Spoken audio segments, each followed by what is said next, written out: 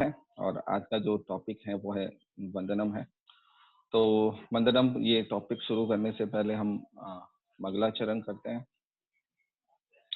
ओम अज्ञानतिमिरन्धस्य ज्ञानाञ्जनशलाकया चक्षुरुन्मीलितं येन तस्मै श्रीगुरुवे नमः। श्रीचैतन्यमनोभीष्टं स्थापितं येन भूतले स्वयं रूप कदा मह्यं ददाति स्वपदान्तिकम्। वन्देऽहं श्रीगुरो श्रीयुतपदकमलं श्रीगुरुन् वैष्णवांश्च श्रीरूपं साग्रजातं सगण रघुनाथान्वितं तं सजीवम् सावधूतं सावधूतं परिजनसहितं श्रीकृष्ण चैतन्य देवं श्रीराधा कृष्ण पदान् सहगण ललितां श्रीविशाखान्वितां च श्रीकृष्ण करुणा सिन्धु दीनबन्धो जगत्पते गोपेश गोपिका कान्त राधा कान्त नमोस्तुते। तप्त कांचन गौरांगी राधे वृंदावनेश्वरी वृषभानुसुते देवी प्रणमामि हरिप्रिये। वाञ्छाकल्पतरुभ्यश्च कृपा सिन्धुभ्य एव च पतितानां पावनेभ्यो वैष्णवेभ्यो नमो नमः। जय श्री कृष्ण चैतन्य प्रभु नित्यानंद श्री अद्वैत गदाधर शिवासादि गौरभक्तवृंद। हरे कृष्णा कृष्णा कृष्णा हरे हरे, हरे राम राम राम हरे हरे। नमः ओं विष्णुपदाय कृष्णपृष्ठाय भूतले श्रीमते भक्ति वेदांत स्वामिन इति नामिने। नमस्ते सरस्वते देवे गौरवाणी प्रचारिणे निर्विशेष शून्यवादी पाश्चात्य देश तारिणे।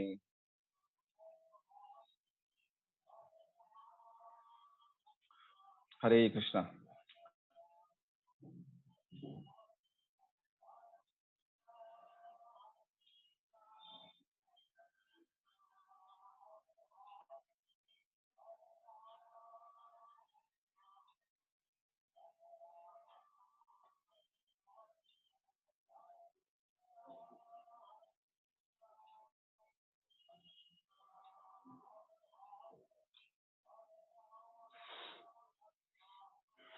हरे कृष्णा। तो आज का जो हमारा टॉपिक है वो वंदनम यानी प्रेयरिंग है, यानी भगवान को अपनी जो है वो प्रार्थनाएं अर्पित करना है। तो होप सो ये स्लाइड सबको दिख रहा है। हरे कृष्णा। यस प्रभु जी, दिख रहा है। अच्छा,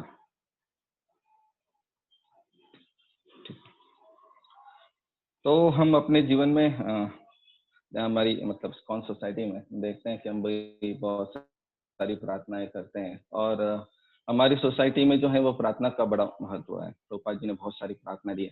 तो इस प्रार्थना जो है सुबह स्टार्टिंग से ही हो जाती है। जैसे सुबह उठते हैं तो बहुत सारे जो भक्त हैं अपने गुरु को प्रणाम करते हैं, गुरु से प्रार्थना करते हैं। और उसके बाद स्नान करने के बाद जब तिलक भी लगाया जाता है तो तिलक लगाते हुए भी प्रार्थनाएं की जाती है।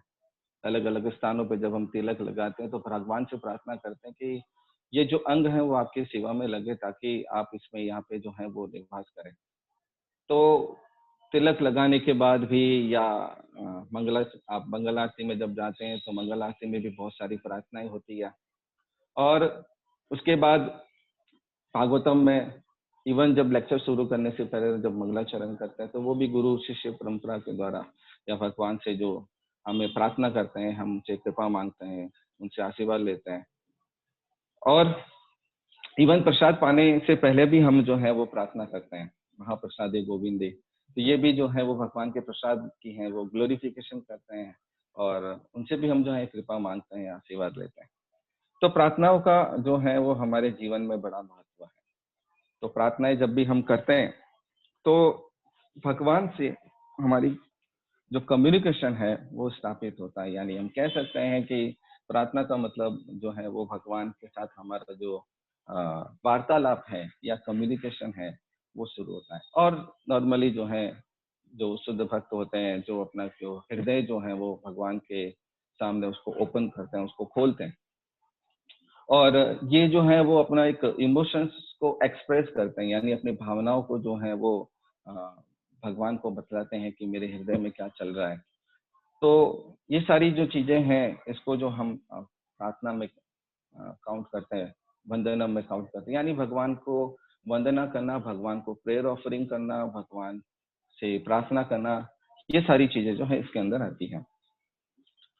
तो इसमें एक भगवान का जो नाम है वो बताया गया है, भगवान का एक नाम जो है उत्तम श्लोक बताया गया है। उत्तम श्लोक का मतलब कि जिनकी स्तुति शास्त्रों के उत्तम श्लोकों द्वारा की जाती है। जैसा कि हम देखते हैं, अगर हम जब श्रीमद् भागवतम पढ़ते हैं तो पूरा जो श्रीमद् भागवतम भी जो है वो प्रार्थनाओं से ही भरा पड़ा है। बहुत सारे जो है प्रार्थना उसमें लिखी गई है, और बहुत सारी प्रार्थनाओं में जैसे हम फर्स्ट कैंटो से शुरू करते हैं, इसमें कुंती महारानी की प्रार्थना है। और इवन जब भगवान जब द्वारका के लिए रवाना हो रहे तब हस्तिनापुर में जो रानियां जो हैं या जो वहाँ की जो स्त्रियां हैं वो महलों पे खड़ी होकर भी भगवान की जो है वो स्तुति कर रही है और उनकी प्रार्थना कर रही है। तो श्रीमद् भागवतम में प्रहलाद महाराज, ध्रुव महाराज और अक्रूर महाराज सबकी प्रार्थनाएं जो हैं उसके अंदर श्रीमद् भागवतम में इंक्लूडेड है। तो ये जो प्रार्थनाएं होती है ये भगवान का ग्लोरिफिकेशन करने के लिए होती है और उनके से कृपा अर्चना करने के लिए होती है, क्योंकि जो भगवान जो है वो हमारे जो हृदय में निवास करते हैं और हमारी हर जो बात है वो भगवान उसको बड़े ध्यान पूर्वक उसका श्रवण करते हैं और उसका प्रतिवाद भी करते हैं। तो नॉर्मली ऐसा हम मतलब जो भी हम प्रार्थनाएं अभी जो हम कर रहे हैं वो नॉर्मली एक मैकेनिक वे से है। जैसे कि हमारे गुरु ने हमें जो बताया है कि चलो हमें प्रसाद पाने से पहले प्रसादम प्रार्थना करनी चाहिए, या हम मंगलाचरण में मंगलाचरण की प्रार्थना करनी चाहिए, या हम मंगल आरती में जाते तो गुरुवाष्टम गाना, तुलसी आरती गाना, नरसिंह आरती गाना। तो ये भी एक प्रकार की प्रार्थना है। तो वो भी अभी जब हम कर रहे हैं वो नॉर्मली मैकेनिकल वे से कर रहे हैं, यानी गुरु ने बोला है किया तो हम वो कर रहे हैं, काउंसलर ने बोला इसलिए हम गा रहे हैं, और हमें रटाया जाता है कि हमें ये सब प्रार्थनाएं करनी चाहिए और बोलना चाहिए। लेकिन जब इसको अगर हम इसका रियल मीनिंग हम देखें और क्या उसमें जो भक्त है उसकी ये भावनाएं उसके अंदर है, क्योंकि ये सारी जो प्रार्थना है वो किसी भक्त ने लिखी है और भक्तों ने बताई है। तो वहाँ वो जो भक्त है उन्होंने अपना जो है अपना जो हार्ट है वो रिवील किया, अपना एक्सप्रेशन शो किया, अपनी भावनाएं जो हम आप पे प्रदर्शित की है। तो हम नॉर्मली इसमें प्रेयर्स के अंदर यानी जो भी प्रार्थनाएं होती है उसमें चार मुख्य जो है वो एलिमेंट्स कह सकते हैं, यानी चार चीजें जो है उसके अंदर इंक्लूडेड होती है। तो पहला जो होता है वो सबसे मोस्ट इम्पोर्टेंट है, वो है ग्लोरिफिकेशन ऑफ द लॉर्ड। तो अपने हृदय से भगवान की प्रशंसा करना, भगवान के ग्लोरिफिकेशन, भगवान का नाम, भगवान का गुण, भगवान का रूप, भगवान की लीलाएं, भगवान की स्तुति। तो जितने भी भागवतम की स्तुतियां जो हम देखते हैं उसमें, तो जो भी भक्त हैं पहले जब स्तुति करते हैं तो भगवान का ग्लोरिफिकेशन करते हैं, भगवान का गुणगान गाते हैं। तो पहला एलिमेंट इसमें आता है कि भगवान का गुणगान करना। जैसे कुंती महारानी की जो प्रार्थना है, तो कुंती महारानी अ, उस प्रार्थना में बोल तो रही है कि हम तो स्त्रियां हैं तो आपके स्वभाव को कैसे समझ सकती हैं, आप तो भगवान हैं। और उसमें ये भी बता रहे हैं कि जब मैं एक वहां पे उपस्थित थी तब माखन माखन जब आपने दही तोड़ा, सॉरी मटका जो तोड़ा था, मटकी तोड़ने के बाद जब आप भाग रहे थे तब यशोदा माँ ने आपको रस्सी से बांध रहा था और जो है वो आपकी आंखों से आंसू गिर रहे थे, आप रो रहे थे और कांप रहे थे। तो वो जो दृश्य है वो मुझे मोहित करता है कि आप स्वयं भगवान हैं। और ऐसा दृश्य मुझे मोहित करने वाला कि आपको जो भय, साक्षात जो भय है वो भी आपसे भयभीत होता है और फिर भी आप भयभीत हो रहे हैं। तो ऐसी जो लीलाओं की जो है वो कुंती महारानी वहाँ जो है प्रार्थना करी है। भगवान की स्थिति को वो जानती है और समझती है, फिर भी वो कह रही है कि मैं स्त्री हूँ और मैं आपके स्वभाव को नहीं समझ सकती। तो एक अपनी क्या है वहाँ पे जो ह्यूमिलिटी है या कह सकते हैं विनम्रता को वहाँ पे शो करी है। और उसमें जो है वो भगवान से भी मांग रहे हैं कि मुझे जो है कष्ट दीजिए, क्योंकि जब जब कष्ट आते हैं तब तब आप जो है हमारे सामने आते हैं और हमारी रक्षा करते हैं।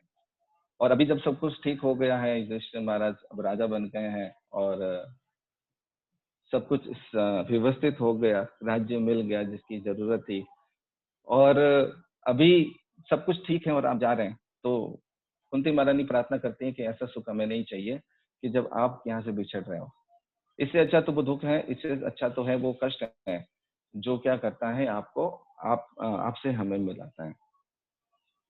तो पहला कंटेंट्स जो नॉर्मली जो प्रार्थना में हमें जो देखने को मिलता है वो है ग्लोरिफिकेशन, यानी भगवान का गुणगान, भगवान का गुणगान। दूसरा जो है उसमें बताया गया है वो ह्यूमिलिटी और ग्रेटिट्यूड। ह्यूमिलिटी यानी विनम्रता, अपनी स्थिति को विनम्रता में प्रदर्शित करना। जैसे हम नरोत्तम दास ठाकुर की जो है वो सुप्रसिद्ध प्रार्थना जो है श्री चैतन्य चैतन्य महाप्रभु के लिए उन्होंने गाया था, श्री कृष्ण चैतन्य प्रभु दया करो मोरे, पतित पावन हेतु तब अवतार, मोसाम पतित न प्रभु पाई आर। तो नरोत्तम दास ठाकुर जो हैं वो वो आचार्य हैं, जब नरोत्तम दास ठाकुर नहीं आए थे तब चैतन्य महाप्रभु पद्मा नदी के पास आकर जोर से चिल्लाए थे कि नरोत्तम नरोत्तम। तो सब लोग सोचने लगे कि नरोत्तम कौन है, हमारे में से तो कोई नरोत्तम नहीं है। तब चैतन्य महाप्रभु से पूछा कि नरोत्तम कौन है, तो बोला नरोत्तम मेरा भक्त है और अभी तक आया नहीं है, वो आएगा। वो नरोत्तम दास ठाकुर जो है वो अपनी प्रार्थनाओं में क्या गा रहे हैं कि मूसा पतित न प्रभु पाई बिहार, कि आप पतितों का उद्धार करने के लिए आप प्रकट हुए हैं और आप इधर उधर ढूंढ रहे हैं कि पतित कहाँ है, मैं उसका उद्धार करूंगा, लेकिन आप टाइम वेस्ट कर रहे हैं, क्योंकि सबसे बड़ा पतित तो कौन है, मैं यहाँ पे खड़ा हूँ और मेरा कृपया करके उद्धार कीजिए। तो ऐसी प्रार्थना इसमें जो है वो नरोत्तम दास ठाकुर जो है अपनी विनम्रता को यहाँ पे प्रदर्शित कर रहे हैं।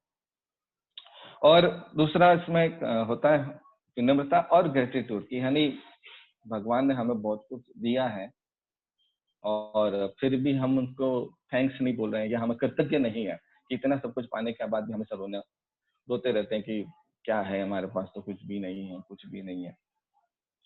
तो बहुत बड़ी एक विचित्र चीज जो अभी हमें देखने को मिल रही है कि सारा जो संसार है अभी कोरोना के डर से बड़ा भयभीत है, व्याकुल है, बड़ी चिंता हो रही, पता नहीं कब क्या हो जाए। सबके चेहरे पे भय दिख रहा है। चेहरे पे तो नहीं दिख पा रहा है क्योंकि चेहरे तो सब मुंह मुंह से है, सब ढके हुए हैं मास्क से, लेकिन आंखों से पता चल रहा है कि वो आंखें जो है वो भयभीत है। लेकिन किसी भक्त के चेहरे पे भयभीत नहीं दिखा। मतलब सब लोग कोरोना की चर्चा कर रहे हैं और आप सभी भक्त जो हैं बड़ी इच्छा है कि नवदा भक्ति के बारे में श्रवण करें। तो भगवान ने ये चीज दी है कि हमें एक चिंताएं जो है हमारी मुक्त हो गई है, हमारे पास चिंता नहीं है। तो जो कोई भी भगवान की भक्ति करता है तो वो चिंताएं रहित हो जाता है, क्योंकि उसको जो है वो पूर्ण ज्ञान प्राप्त हो जाता है कि मैं कौन हूँ और ये भौतिक संसार में मेरा क्या कार्य है, मुझे क्या करना है, क्या इम्पोर्टेंस है।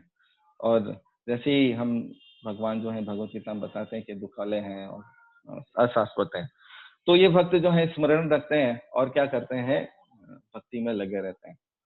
और इतना सब कुछ मिलने के बाद भी, मतलब ठीक है हम लोग भक्त हैं या भक्ति कर रहे हैं इसके कारण भगवान कृपा कर रहे हैं, लेकिन बहुत सारे ऐसे लोग हैं जो भक्ति नहीं कर रहे, लेकिन भगवान उनकी भी क्या करते हैं, रक्षा करते हैं, उनका भी नरिशमेंट करते हैं, उनको भी जो भी जरूरतें होती हैं भगवान उनकी पूरी करते हैं। लेकिन कभी भी वो कृतज्ञता जो है वो शो नहीं होती कि हमें कृतज्ञ होना चाहिए, भगवान को थैंक्स बोलना चाहिए, भगवान को धन्यवाद देना चाहिए कि भगवान ने बहुत कुछ जो है हमें दिया है। तो ये जो होता है एक दूसरा कंटेंट है इसके अंदर, अपनी जो भी प्रार्थनाएं होती है। तीसरा जो होता है इसमें बेनेडिक्शन है, यानी हम कुछ न कुछ जो है आशीर्वाद प्राप्त करना चाहते हैं, कुछ न कुछ मांगते हैं भगवान से, क्योंकि कहीं ना कहीं से किसी न किसी से हम मांगते तो है ही इस संसार में। अगर मांगना भी है तो किससे मांगना चाहिए, भगवान से मांगना चाहिए। से एक कोई आपका घर में अगर कोई बेटा है और पड़ोस में जाकर के पड़ोसी को बोला कि मुझे खाना खिला दो, और पड़ोसी भी बड़ा स्मार्ट है कि आपके घर से ही खाना लेके जाता है और उस बच्चे को खिलाता है, और आपका बच्चा जो है वो पड़ोसी को धन्यवाद देता है। तो मतलब आपके माँ बाप जो है उनको बड़ा दुख होता है कि डायरेक्ट मेरे से क्यों नहीं मांगता है, उधर क्यों जाता है, जो भी चाहिए मैं देने के लिए तैयार हूँ, मुझसे मांगे।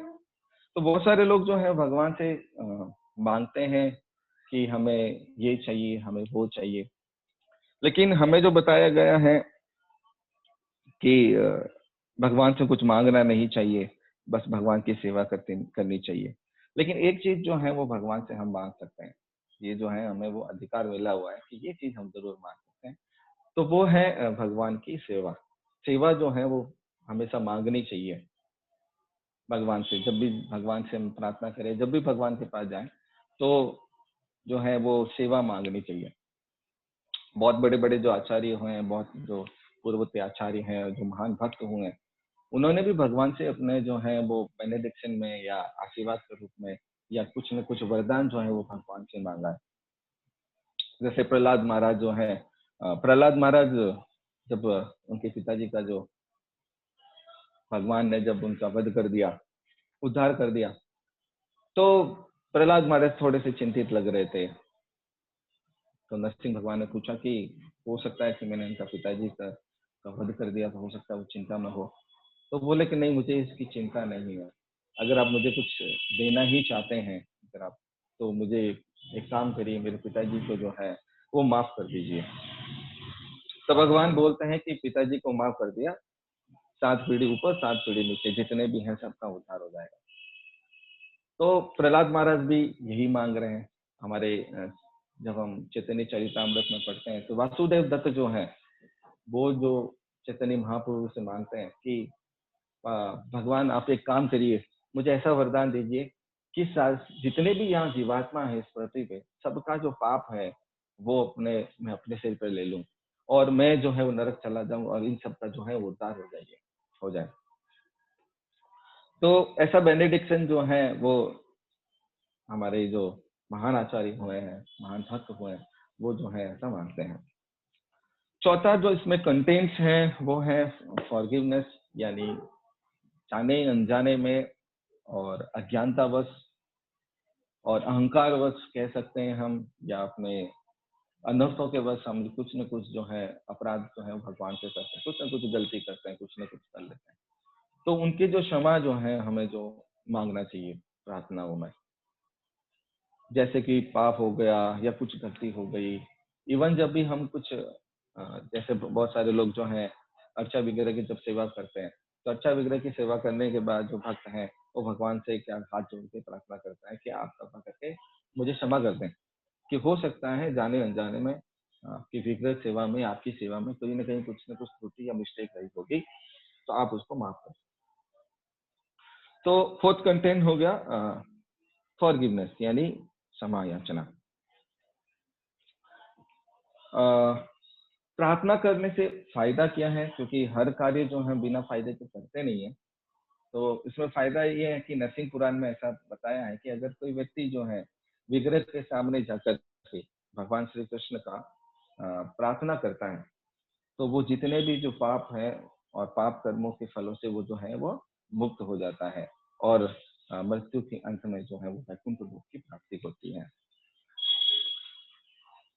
तो उपाधि इसमें बता रहे हैं कि कोई भी भक्त जो है वो अगर भगवान को प्रार्थना अर्पित करता है, भगवान की वंदना करता है, भगवान की स्तुति करता है, तो वो है वो अ, पूर्णता को प्राप्त करता है, परफेक्शन हो जाता है, यानी जो है पूर्ण रूप से सिद्ध हो जाता है अपनी भक्ति के अंदर। तो प्रभुपाद जी इसमें बता रहे हैं कि हमें भी जो है वो प्रार्थनाएं हैं जो भगवान को प्रार्थना करनी चाहिए। तो प्रार्थना वैसे अब हमें समझ में नहीं आता कि क्या बोले और कैसा बोला जाए, क्या बोलना चाहिए। तो प्रभुपाद जी बोलते हैं कि सबसे बेस्ट क्या है कि जो भी भक्तों ने प्रार्थना की, जैसे श्रीमद् भागवतम में है या हमारे जो आचार्य हैं, षड गोस्वामी हैं, उन्होंने जो भगवान को प्रार्थना की है, उन प्रार्थना को हमें क्या करना चाहिए, याद करना चाहिए। और वो प्रार्थना जो है वो भगवान के सामने हमको क्या करना चाहिए, गाना चाहिए या हमें उनको बताना चाहिए।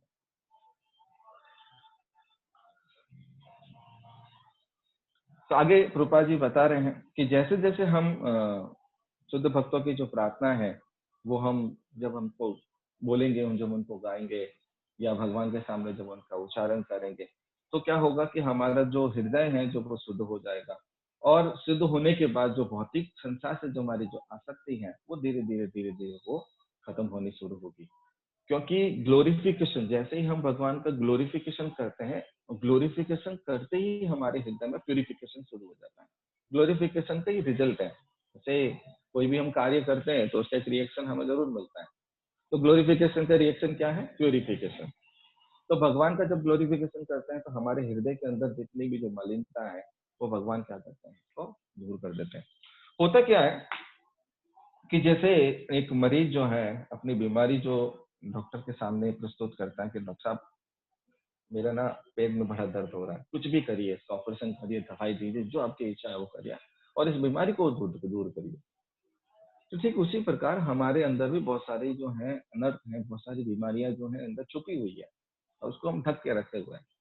और जैसे ही हम डॉक्टर के पास जाते हैं, यानी हमारे राधा पार्थ शास्त्री जी हैं, वहाँ पे बांसुरी लेके खड़े हैं, सर्जन खड़े हैं और डॉक्टर के पास जाते हैं यानी भगवान के पास जाते हैं तो हम अपनी जो गलतियां हैं यानी हमारे अंदर जो बीमारी है उसको हम बताते नहीं है या हम भगवान को परमिशन नहीं देते ऐसा। क्योंकि हमें भगवान ने एक फ्री विल दे रखी है हमने कि तुम्हारी जो इच्छा है वो कर सकते हो, फ्री विल है। तो भगवान क्या करते हैं उसका उसको फ्री विल को उसको हटाते नहीं, फ्री विल पे अपना कब्जा नहीं करते या उसमें अपना अधिकार नहीं जमाते। उसको एक जीवात्मा को स्वतंत्रता दी गई है कि वो चॉइस कर सकता है, भौतिक संसार, आध्यात्मिक संसार, कृष्ण, माया, जो भी है। तो भगवान क्या करते हैं उस फ्री विल में इंटरफेयर नहीं करते हैं। इसलिए अगर आपके अंदर अनर्थ है यानी हमारे अंदर भी अनर्थ है और हम उसको भगवान के सामने रिवील नहीं कर रहे हैं या भगवान के सामने उसको प्रकट नहीं कर रहे हैं और उनसे प्रार्थना नहीं कर रहे हैं कि भगवान हमारी ये जो कमजोरी हमारे अंदर जो अनर्थ भरे हुए हैं उसको आप ये दूर करिए, तब तक भगवान दूर नहीं कर पाएंगे। क्योंकि हमने उनको परमिशन ही नहीं दी और परमिशन कैसे देनी पड़ेगी, उनसे प्रार्थना करके तो भगवान ये है हमारे अंदर जो भी कचरा है सब निकालिए, जैसा मर्जी निकालिए, मारिए पीटिए, जो कुछ भी है वो वैसा करिए ताकि जो हमारा हृदय जो है वो शुद्ध हो जाए। तो ये जो प्रार्थना है ये हमें क्या करना चाहिए, हमें इन प्रार्थनाओं को सीखना चाहिए और जैसे ही हम ये प्रार्थना भगवान से करेंगे तो भगवान क्या करेंगे, हमारे अनर्थों को दूर करेंगे, भगवान हमारे ऊपर कृपा करेंगे। तो कृपा को ग्रहण करने के लिए हमें क्या करना पड़ेगा, एक प्रार्थना रूपी पात्रता को लेकर जाना पड़ेगा क्योंकि कोई भी चीज ग्रहण करने के लिए पात्रता चाहिए। तो भगवान की कृपा प्राप्त करने के लिए हमें प्रार्थना रूपी जो पात्र है उसकी बड़ी जरूरत है। तो जैसे ही हम पात्र को लेके जाते हैं अपने हृदय को वहां पे भगवान के सामने लाके उसको जब खोलते हैं कि भगवान ये देखिए कितना गंदगी है, तो भगवान क्या करते थे उसमें से सब सारी गंदगी निकालते हैं और अपनी जो कृपा है वो अर्पित करते हैं। और जो भी हम कार्य भक्ति में भी अगर कोई अंग का हम पालन कर रहे हैं तो उसमें भी प्रार्थना का बड़ा महत्व है क्योंकि भगवान की कृपा के बिना हम कुछ भी कार्य जो है वो नहीं कर सकते सही ढंग से। इवन अगर हम हरे कृष्ण महामंत्र का भी जप करते हैं तो उससे पहले हम गुरु को प्रणाम करते हैं, गुरु प्रणाम मंत्र जो है हम उसको बोलते हैं। तो एक्चुअली ये प्रणाम मंत्र बोलना गुरु से प्रार्थना करना है कि मैं हरि नाम का जप करने जा रहा हूँ, तो कृपया करके आप प्रार्थना करिए ताकि मैं भगवान का नाम का उच्चारण कर सकूं, भगवान का नाम का मैं जप कर सकूं। और पंच तत्व जो है वो प्रणाम मंत्र हम जो बोलते हैं, तो ये प्रार्थना जो है वो क्या करती है, इस हरे कृष्ण महामंत्र में क्या करती है उसमें पावर डालती है। तो जैसे जैसे हम प्रार्थना करते हैं वैसे हर कार्य जो है, हर भक्ति का जो अंग है वो जो है वो पावरफुल हो जाता है, एकदम शुद्ध हो जाता है। भगवान क्या करते हैं उसमें अपना जो है पावर डाल देते हैं। जैसे बहुत सारे लोगों का एक्सपीरियंस भी है कि जब उनको पहली बार जब कभी लेक्चर के लिए मौका मिलता है कि आपको लेक्चर देना है, तो वो सबसे पहले भगवान को जाके बड़ा प्रणाम करते हैं, बड़ी प्रार्थना करते हैं कि भगवान पहली बार है, पता नहीं कुछ गड़बड़ ना हो जाए और हम जो है ये लेक्चर की जो सेवा मिली हुई है वो मैं करना चाहता हूँ। तो भगवान जो है वो जब कृपा करते हैं तो बहुत सारे भक्त ये बताते हैं कि ऐसी ऐसी जो बातें हैं, ऐसी ऐसी जो कथाएं हैं, ऐसी ऐसी कहानियां जो प्रकट होती है, जैसे उन्होंने कभी सोचा भी नहीं था कि मैं जाके वहां पे बोलूंगा, लेकिन भगवान क्या करते हैं उन पे कृपा करते हैं। इसलिए जो हमारे इस्कॉन में जब प्रवचन से पहले मंगलाचरण की एक विधि बताई गई है, मंगलाचरण की है या राधा माधव गाने की है, तो ये जो है वो कृपा याचना है। मंगलाचरण दोनों के लिए होता है, जो स्पीकर है और जो सुनने वाला है, तो दोनों के लिए होता है क्योंकि ये जो दिव्य तत्व है, भगवान की जो कथा है ये दिव्य है, तो इनको समझना इतना इजी नहीं है। तो समझने के लिए और समझाने के लिए दोनों के लिए कृपा की जरूरत है। इसलिए हम मंगलाचरण का जो इम्पोर्टेंस है वो बहुत जरूरी है। और मंगलाचरण करते करते हम इसको नॉर्मली ऐसे मैकेनिकल नहीं लेकर के उसको, जो इसका मीनिंग है उस मीनिंग को स्मरण करते हुए जो है उस मंगलाचरण को हमें करना चाहिए। ओके। तो अभी हम थोड़ा सा डिस्कस करेंगे कि कितने प्रकार की जो है वो प्रार्थना है। वैसे भक्ति रसामृत सिंधु में जो है 3 प्रकार के प्रार्थनाओं का वर्णन है, मुख्य 3 है। लेकिन उसका अगर सब डिवाइड भी करें तो वैसे तीनों के अंदर में ही सारी ये प्रार्थनाएं आती है। तो पहली जो प्रार्थना जो है, प्रेयर जो है, वो है सम प्रार्थनात्मिका, यानी भगवान का ग्लोरिफिकेशन करना, भगवान के विग्रह के सामने जा करके, या भगवान जो हमारे हृदय में विराजमान है उनका जो है वो ग्लोरिफिकेशन करना। दूसरा है स्वदेन्य बोधिका, यानी अपने आप को दीनहीन बताना, और वो जो भावना है वो भगवान के सामने प्रकट करना। दैन्य बोधिका में जो है जैसे मैंने ये बताया था, नरोत्तम दास ठाकुर जी का जो भजन है, प्रार्थना जो उन्होंने गाई है चैतन्य महाप्रभु के लिए, मुसाम पतित न पाइबे यार, तो वो अपने आप को पतित बता रहे हैं, तो अपने आप को दीन और हीन बताना। जैसे आपने देखा होगा कि जब हम कभी ड्राइव कर रहे हैं या कहीं रोड से जा रहे हैं या कहीं, तो कोई भिखारी बैठे रहते हैं, तो मान लीजिए कोई हट्टा कट्टा व्यक्ति बैठा हो और सब कुछ है, उसको दिख रहा है, सब कुछ है, चल फिर रहा है, और वो कटोरा लेके बैठा, तो उसको कोई भी दान नहीं देता, कोई भी पैसा नहीं डालता। हाँ, लेकिन ऐसा कोई व्यक्ति है जो चल भी नहीं सकता, उसको दिख भी नहीं रहा है और बड़ा कमजोर सा है, तो सब लोग उसके ऊपर दया करते हैं। वो क्या करते हैं, सब लोग उस पर पैसा डालते हैं। तो ठीक उसी प्रकार से जब हम भगवान के सामने आते हैं और हम अगर ये सो करते हैं कि हम तो हट्टे कट्टे हैं, हम तो बड़े एडवांस भक्ति में, हमें तो किसी चीज की जरूरत ना है, हमें देने की जरूरत नहीं है। लेकिन कोई भगवान के सामने ऐसा प्रकट होता है कि नहीं, मैं गिरा हूँ, मेरे जैसा प्रतीत नहीं है, तो भगवान क्या कहते हैं, हाँ इसको जरूरत है, उसको तो जरूरत नहीं है, इसको जरूरत है, इसको मैं अपनी कृपा करूंगा। तो वैसे ये मतलब कोई ऐसा ड्रामा भी नहीं है। अगर हम हृदय को अगर अच्छी तरह से टटोलें फुर्सत में, तो हमें ये पक्का पता चल जाएगा कि हमारे अंदर अनर्थ तो भरे पड़े हैं। बस ये है कि हम उसको प्रकट नहीं करते, कभी सोचते नहीं है। नॉर्मली क्या होता है कि हम जो कमियां जो हैं वो दूसरों की देखते हैं, बाहर देखते हैं कि बाहर कहाँ कमी है, कभी बैठ करके हृदय के अंदर नहीं देखते। तो जब हम अभी हृदय के अंदर कभी झांकेंगे कि हमारे अंदर कितनी बुराई है या हमारे अंदर कितनी कमियां हैं और हम क्यों ने भक्ति में प्रोग्रेस नहीं कर पा रहे हैं, तो उस कमियों को जो है वो भगवान दूर कर सकते हैं।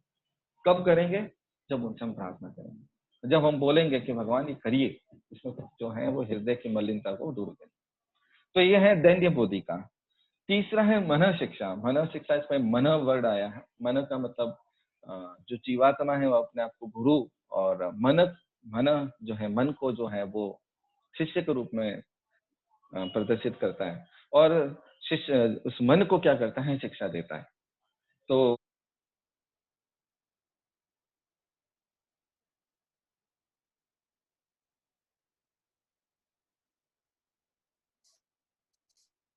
मननंद,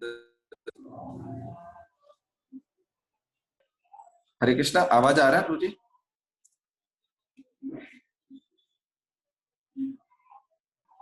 यस प्रभु जी, आ रहा है, आ रहा हरे है, कृष्णा। आ रहा है प्रभु जी, आ रहा है। हरे कृष्णा। अच्छा प्रभु जी, थैंक यू प्रभु जी। थैंक यू प्रभु जी। तो मन शिक्षा यानी अपने मन को ये समझाना कि तूने बहुत नाच नचाया है हमें, तो अभी एक समय आया है कि तुम क्या करो, भगवान का भजन करो। क्योंकि भगवान भगवत गीता में बहुत जगह बताया कि जो मन है वही हमेशा जो है प्रॉब्लम का कारण है। हमें इस भौतिक संसार में जो है वो मन ही फंसाता है। तो मन को क्या बनाना, शिष्य के रूप में बताना, और जो अपने आप को जो है गुरु, यानी मन को भगवान की सेवा में लगाना। चौथा है विलापात्मिका, यानी विलाप करना यानी रोना। तो ये मतलब थोड़ा सा कंफ्यूजन वाला भी है कि भक्त जो हम सुनते हैं कि भक्त जो होते हैं वो बड़े खुश होते हैं, तो विलाप कैसे किया जाए। तो इसमें जो रूपा जी बता रहे हैं कि नॉर्मली जो हम खुश है, लेकिन हमें आध्यात्मिक दृष्टि से और भी बहुत सारी चीजों की जरूरत है, भगवान की कृपा की जरूरत है। तो उससे क्या करते हैं, उस कृपा की याचना करने के लिए हम रोते हैं। जैसे हमने फेमस एक वो कथा, छोटी सी स्टोरी जो हम सुनते हैं कि जो माँ होती किचन में काम करती है, तो बच्चा जब तक तेज तेज नहीं रोता है तब तक माँ उसके पास नहीं आती। तो ठीक उसी प्रकार भी हमें क्या करना है, भगवान की कृपा प्राप्त करने के लिए विलाप करना चाहिए। तो बहुत सारे जो भक्त हैं वो क्या करते थे, विलाप करते थे भगवान की कृपा याचना के लिए। पांचवा वैष्णव महिमा महिमा प्रकाशिका, यानी भगवान की कृपा और भगवान का जो ग्लोरिफिकेशन है वो भक्तों से अलग नहीं किया जा सकता। जैसे एक जो प्रभुपाद जी बताते हैं कि राजा और राजा का प्रजा, राजा का राज्य, राजा का वैभव सब राजा के अंदर ही रहता है, यानी राजा से ही संबंधित रहता है। तो ठीक उसी प्रकार भगवान और भगवान के भक्त, उन दोनों में कोई ज्यादा मतलब भगवान जो है भक्तों को जब कोई ग्लोरिफिकेशन करते हैं, भक्तों का ग्लोरिफिकेशन करते हैं, तो भगवान भी जो है वो प्रसन्न होते हैं। तो हम अगर भक्तों का प्रशंसा करें, यानी वैष्णव जो है हमारे सीनियर डिवोटी हैं, हमारे गुरु जो है उनकी प्रशंसा करें, तो वो क्या होता है, भगवान जो है वो खुश होता है। और हमारे जो गुरु हैं साक्षात हरित्वेन समस्त शास्त्रे, यानी वो हरि के समान है और भगवान को प्रतिनिधित्व करते हैं। तो उनका ग्लोरिफिकेशन भी जो होता है वो भगवान की ग्लोरिफिकेशन के तुल्य होता है, क्योंकि वो कृपा लेकर जो है हमारे गुरु जो है कृपा लेकर आते हैं। तो श्री गुरु वैष्णव विजनपति रूपा, यानी जो हमारे वैष्णव हैं या हमारे जो गुरु हैं, उनके लिए हमें क्या करना, हमें उनके लिए ग्लोरिफिकेशन करना।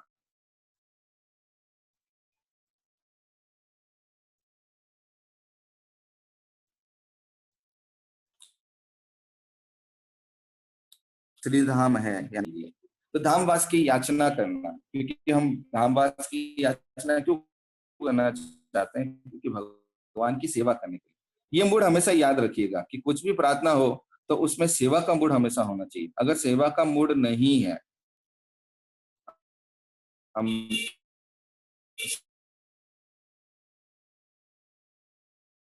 धामवास इसलिए करना चाहते हैं क्योंकि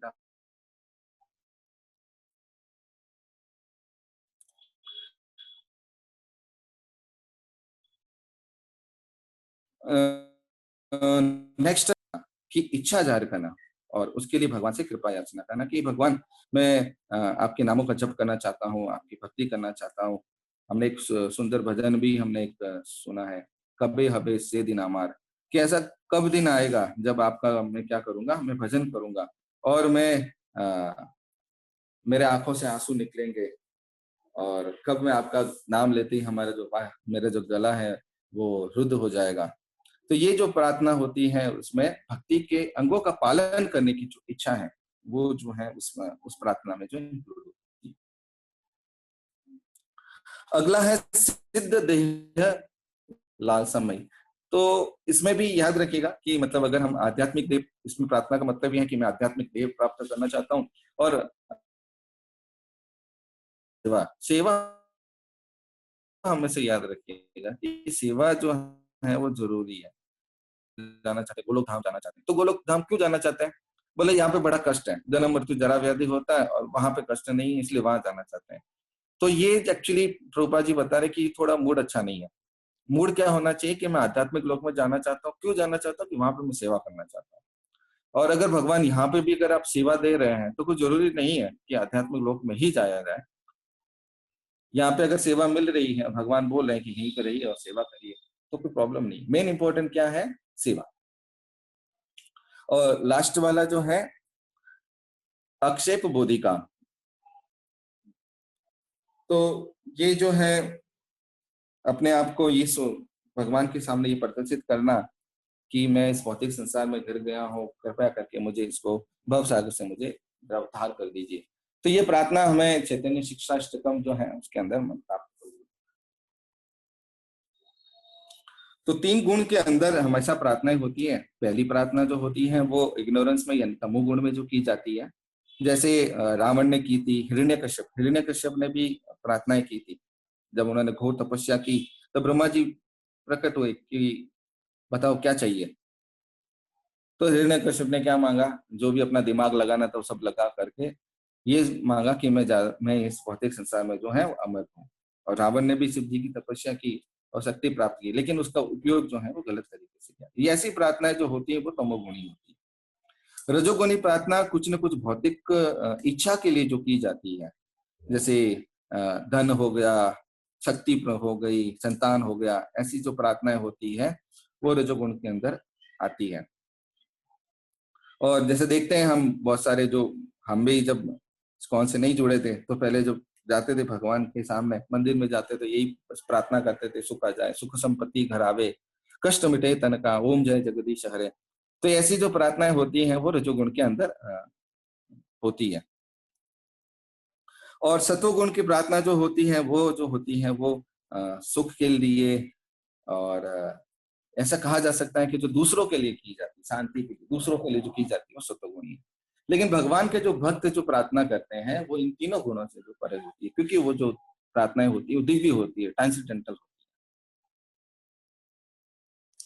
कोई ये प्रश्न कर सकता है कि हमें प्रार्थना करने की जरूरत क्या है?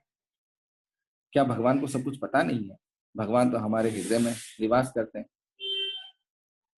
तो उनको तो सब कुछ पता है, फिर ये तब बताने की जरूरत क्या है कि मैं ऐसा हूं और मैं ऐसा हूं, मुझे ये चाहिए वो चाहिए, आप ऐसे हैं वो है। इतनी प्रार्थनाओं की जरूरत कहाँ है? तो इसमें प्रभुपाद जी बताते हैं, क्योंकि रेसिप्रोकेशन जो है, यानी ददाति प्रति घनाति वाला जो लक्षण जो है, वो एक प्रेम का एक लक्षण प्रकट होता है। यानी जो हम भगवान की जब प्रार्थना करते हैं तो भगवान को अच्छा लगता है। जैसे हम बचपन में छोटे थे, माँ को प्रार्थना करते थे, माँ बहुत अच्छे हैं, बड़ा ख्याल रखते हैं, तो माँ को पता है कि माँ अच्छी है, लेकिन जब बच्चा बोलता है तो माँ को बड़ी प्रसन्नता होती है। तो इसमें जो है वो भगवान क्या करते हैं, भगवान भी प्रसन्न होते हैं। तो जब कोई जीवात्मा जो है वो अपने सच्चे हृदय से और ईमानदारी से, सिंसियरिटी से जब भगवान को प्रार्थना करता है, और तो भगवान क्या करते हैं, उनके साथ रेसिप्रोकेट करते हैं, वास्तव में रेसिप्रोकेट करते हैं। आप जब भी भगवान से प्रार्थना करेंगे सच्चे हृदय से, तो भगवान उसका क्या करेंगे, वापस उसका जवाब जरूर देते हैं। लेकिन मेन समस्या तो यही है कि हमने ये शुरुआत नहीं की है, क्योंकि देरी जो है वो उधर से नहीं है, भगवान की तरफ से कोई देरी नहीं है। देरी जो है वो हमारी तरफ से, कि हम बस बैठे हैं कि हम कुछ नहीं करेंगे, भगवान जो भी करे वो करे। तो जैसे ही हम अपनी जो प्रार्थनाएं शुरू करेंगे तो आप रियली इसको महसूस करेंगे कि भगवान उसका क्या कर रहे हैं, वो अपना जवाब दे रहे हैं।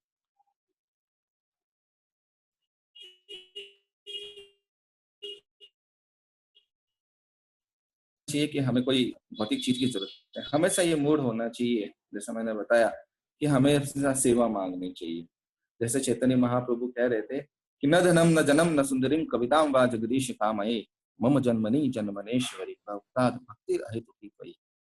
कि न मुझे धन चाहिए और ना मुझे कोई अच्छा, ऐसा नहीं है कि मुझे मुक्ति ही चाहिए या मुझे कुछ अच्छा जन्म चाहिए, या ऐसा नहीं कि मुझे कुछ ऐसा कि लोग मैं धन संपत्ति कुछ नहीं चाहता हूँ, बस क्या चाहता हूँ, भवताद भक्ति अहेतु की, तो आपकी जो अहेतु की जो भक्ति है जन्म जन्मांतर तक मुझे प्राप्त हो।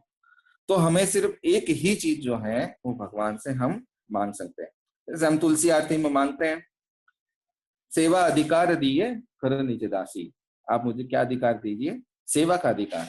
सिर्फ सेवा जो है वो हम भगवान से मांग सकते हैं। तो तुलसी महारानी से, जो भगवान के भक्तों से भी हम जो मांग रहे हैं वो क्या मांग रहे हैं, भगवान की सेवा, या भगवान के भक्तों की सेवा। सेवा अधिकार मेरी, आप सेवा का अधिकार दीजिए और क्या करिए, अपना जो है वो दास जो है हमें बना लीजिए।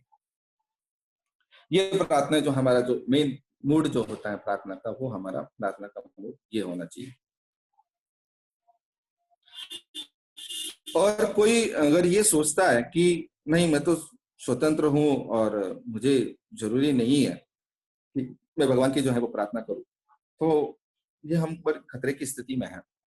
क्यों खतरे की स्थिति में है? क्योंकि हम जो है वो भगवान को पूर्णतः समर्पण नहीं कर पा रहे। तो पूर्णतः जब समर्पण करते हैं तो ये जो प्रार्थना है वो ऑटोमेटिक निकलती है। जैसे आपने महसूस भी किया होगा कि जब भी कुछ कष्ट आता है, जब भी कुछ दुख होता है, या जब भी कुछ प्रॉब्लम होती है, तो हमारा जो प्रार्थना का जो इंटेंस है वो थोड़ा स्ट्रांग हो जाता है। यानी भगवान से हम प्रार्थना करते हैं तो बड़ी स्ट्रांगली प्रार्थना करते हैं, या अंदर से विचार ऐसा प्रकट होता है। तो इसका मतलब क्या है कि अभी हमें भगवान की जरूरत है। तो अगर किसी व्यक्ति को भगवान की जरूरत नहीं है तो उसके हृदय में प्रार्थना कभी प्रकट नहीं होगी। क्योंकि प्रार्थना तब की जाती है जब लगता है कि यही जो है वो सब कुछ जो है वो कर सकते हैं, यही जो है वो मेरा क्या कर सकते हैं, उद्धार कर सकते हैं, यही जो है वो कृपा कर सकते हैं। तो हम उसी के पास जाते हैं, उसी से मांगते हैं, जिसके पास जो कुछ मिलता है। तो इसलिए जो भी जीवात्मा जो है भगवान के पास जाता है, कुछ प्रार्थना करता है, इसका मतलब क्या है कि उन्होंने सरेंडर कर रखा है, समर्पण। और अगर हम समर्पण नहीं है तो हम, इसका मतलब क्या है कि हम प्रार्थना नहीं कर रहे हैं।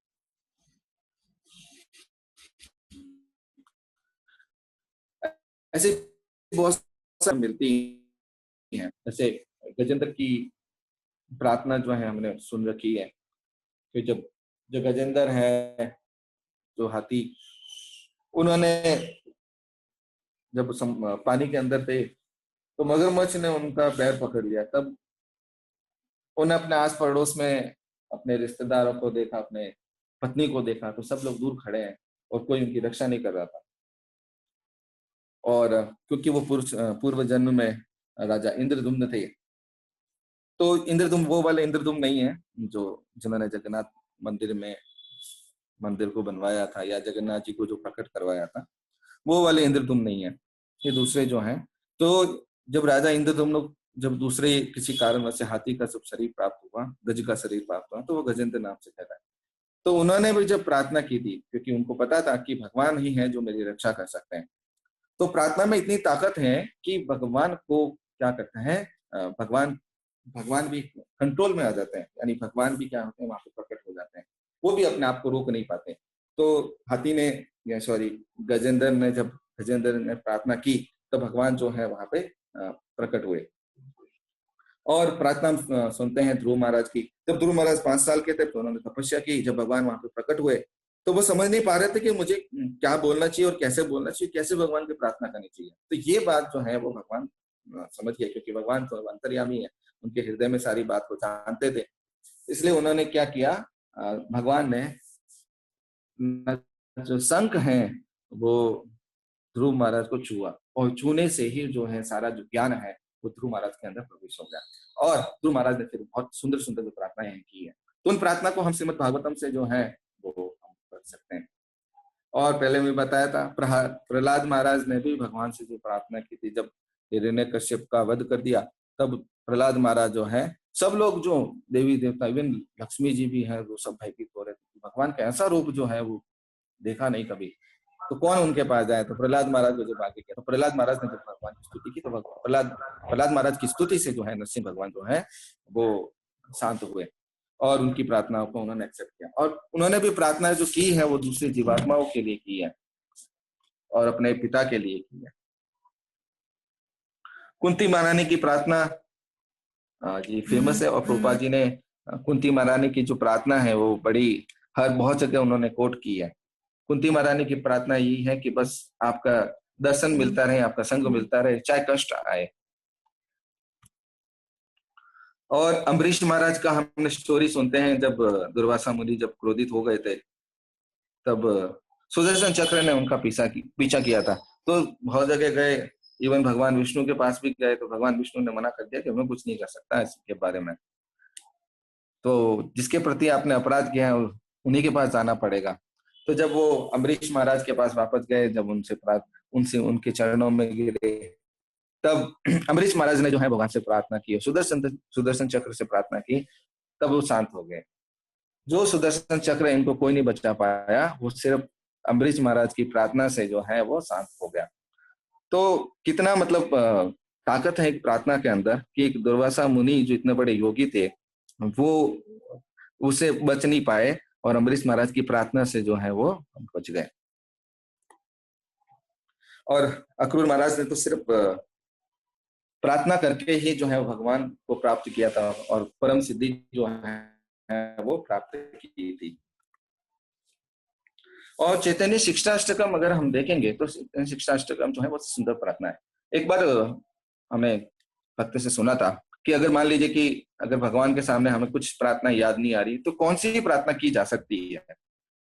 तो ये जो चैतन्य शिक्षाष्टकम है, यानी जो चैतन्य महाप्रभु ने जो प्रार्थना की है, उस प्रार्थना को वैसे नॉर्मली हम सब लोग जानते हैं और सबको याद है। तो ये प्रार्थना जो है वो भगवान के सामने की जा सकती है, और इस प्रार्थना को करना चाहिए। और जैसे हम मंगल आरती में जाते हैं तो भगवान के सामने जो हमें शिक्षाष्टकम है, ये हम जो प्रार्थना है वो करते हैं।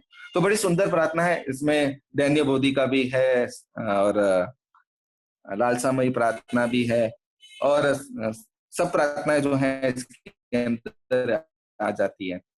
तो चैतन्य महाप्रभु ने जो ये प्रार्थना दी है, इसमें सब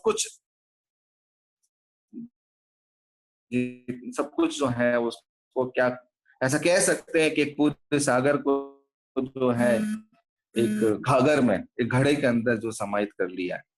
तो ये जो शिक्षा अष्टकम है वो अपने आप में एक बड़े कंप्लीट पूरा वो एकदम आराम से उसको समझ गया है, यानी पूरी भक्ति के स्वरूप को वो समझ सकता है इस अगर चैतन्य शिष्टाष्टकम को अगर वो समझे। तो ये प्रार्थनाएं जो हमें प्रतिदिन करनी चाहिए, जैसे हम मंगल आरती में करते हैं। और जब भी हम प्रार्थना करें तो हमेशा याद रखना चाहिए कि इसका मीनिंग क्या है, उसको मीनिंग को हमेशा स्मरण करते हुए प्रार्थना करना चाहिए, ताकि जो है वो अंदर का जो भावना जो है हमारी जो है वो जो हम बाहर हो और भगवान के सामने प्रकट हो। और भी बहुत सारे आचार्य हैं जिन्होंने प्रार्थनाएं की थी, जैसे रूप गोस्वामी है, सनातन गोस्वामी है। जब वो भगवान के सामने चैतन्य महाप्रभु के सामने जब प्रकट हुए थे, चैतन्य महाप्रभु से जब मिले थे, तब उन्होंने प्रार्थना की और उनकी प्रार्थना के कारण जो है वो चैतन्य महाप्रभु जो खुश हुए और उन्होंने उस दिव्य ज्ञान जो है उनको प्रदान किया, रूप गोस्वामी जी को और सनातन गोस्वामी को। तो चैतन्य चरितामृत में हम जब पढ़ते हैं, रूप गोस्वामी जी को भक्ति के जो अलग अलग विधि विधान है और सारा ज्ञान जो है वो रूप गोस्वामी जी को दिया और सनातन गोस्वामी जी को दिया। तो सनातन गोस्वामी और रूप गोस्वामी जी की जो प्रार्थनाओं के कारण जो है वो ये दिव्य ज्ञान जो है वो प्राप्त हुआ और वही दिव्य ज्ञान जो है उन्होंने सभी के अंदर बांटा है। तो उन्हीं के कारण जो है आज हम भक्ति रसामृत सिंधु और विभिन्न प्रकार के ग्रंथ जो हम अध्ययन कर पा रहे हैं, तो उन्हीं की प्रार्थना के कारण है, क्योंकि उनकी प्रार्थना से जो है वो भगवान क्या हो गए थे। भगवान प्रार्थनाएं जो ऐसी होती है कि भगवान को भी वश में कर लेती है, भगवान को भी क्या करती है, मजबूर कर देती है। तो भगवान क्या करते हैं, कृपा करते ही करते हैं। पहले भी मैंने बताया जैसे कि वासुदेव दत्त ने जो प्रार्थना की थी कि भगवान सब भक्तों का जो है, जितनी भी जीवात्मा है, सबका जो कर्म का फल जो है वो मुझे मिले और बाकी के लोगों को आप क्या लेके जाइए, अपने धाम में लेके जाइए, उनका उद्धार करिए। हरिदास ठाकुर जी के जीवन से हम देखते हैं कि जब उनको 22 बाजारों में भी जब उनको पीटा गया था, तो तब उन्होंने एक ही प्रार्थना की, ये नहीं कि उन्होंने श्राप दे दिया, उन्होंने ये प्रार्थना की कि भगवान इनको माफ कर दीजिए और इनको अपना क्या है वो अपना प्रेम कीजिए। और नरोत्तम दास ठाकुर की अगर हम प्रार्थनाएं देखें तो बहुत सारी हैं। तो उन प्रार्थनाओं का जब हम स्मरण करते हैं तो मतलब ऐसा समझ में आता है कि क्या उनका मूड था, कैसा एक भक्त का अंदर से भाव होना चाहिए, वो हमें समझ में आता है। तो किसी भक्तों का भाव को अगर समझना हो तो उनकी जो लिखी हुई जो प्रार्थना है उनको हमें क्या करना चाहिए, प्रतिदिन पढ़ना चाहिए। और वैसे हमारे यहाँ पे जो भजन है जो आचार्यों के द्वारा गाए गए हैं, तो आचार्यों का जो भजन है वो गाना चाहिए उनको और हमें से याद भी रखना चाहिए, उनको पढ़ना चाहिए। अगर आप नहीं गा पा रहे हैं तो उनको पढ़ना चाहिए, उनका मीनिंग पढ़ना चाहिए। अगर हम ये भजन नहीं पढ़ेंगे तो मतलब बाद में जो हमारी नेक्स्ट जनरेशन जो भी आएगी तो वो इतना इंपॉर्टेंस नहीं देगी। तो इन प्रार्थनाओं का बड़ा जरूरी है। तो हम प्रार्थनाएं जब हम पढ़ते हैं तो उनकी जो कॉन्शियसनेस, उनकी चेतना जो है, उनका जो भाव है, जो वो हम यहाँ से हमें प्राप्त होता है। जैसे नरोत्तम दास ठाकुर में बता रहे विषय छाड़िए कि कब मेरा मन भौतिक इच्छाओं से मुक्त होगा और मैं वृंदावन के दर्शन कर पाऊंगा। भौतिक इच्छाओं के साथ वृंदावन का दर्शन कर पाना अत्यंत कठिन है। तो ये जो इसमें प्रार्थना है वो लालसामयी प्रार्थना है कि वो क्या करते हैं, कुछ न कुछ मांग रहे हैं इसमें। तो इसमें क्या मांग रहे हैं कि ऐसा कब दिन आएगा जब इस भौतिक संसार से मेरा उद्धार हो जाएगा और मैं जो है वो आपके धाम के अंदर जो है मैं आऊंगा और आपका वहां पे दर्शन।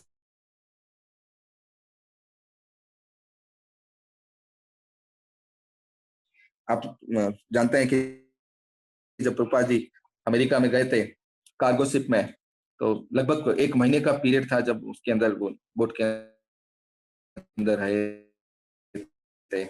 तो उन्होंने एक प्रार्थना लिखी थी और वो प्रार्थना उन्होंने अकेले में लिखी थी और आज जो है उस प्रार्थना को हम सब लोग गाते भी हैं और पूरे ऐसा कह सकते हैं कि पूरे विश्व में ये प्रार्थना फेमस है। तो ये प्रार्थना जो है वो प्रभुपाद जी ने की थी, बोरो कृपा कोयले कृष्णा अध मेरे प्रति, कि आपकी लगता है बहुत बड़ी कृपा है कि मुझे आप यहाँ पे लेके आए। और जो प्रभुपाद जी जो है अपना जो हृदय है वो वहाँ पे हृदय को वहाँ पे खोल रहे हैं भगवान के प्रति, और उन्होंने बहुत सुंदर प्रार्थना गाई है। तो उसमें बहुत सारी चीजें उन्होंने बताई उन्होंने अपनी विनम्रता जो है उसमें प्रदर्शित कर रहे हैं और अपने हृदय के भाव को जो है वहां पे प्रकट कर रहे हैं। और उसमें बताया कि आप मुझे नहीं से